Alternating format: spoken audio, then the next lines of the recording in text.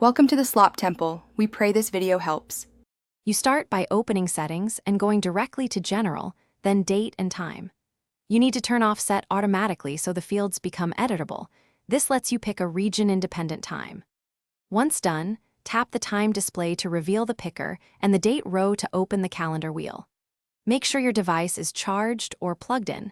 Changing system time can affect background services and scheduled notifications if power is low. Now you adjust the date and time precisely. You can spin the wheels or tap to enter numbers for hour, minute, month, and day. This ensures exact scheduling. Then, tap time zone and type a city name to align system time with regional DST rules. Once selected, verify AM versus PM or switch to 24-hour format in settings if you prefer. Make sure scheduled alarms and calendar events reflect the new settings before you exit. Finish by exiting settings and confirming the new date appears in the status bar, clock app, and calendar entries.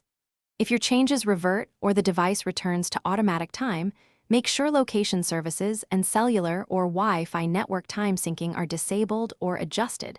These services can override manual settings. If an app still shows the old time, restart the device to reload system services. If problems persist, reconnect to the network or check for a carrier or iOS update. Thanks for watching. Consider subscribing if we helped you.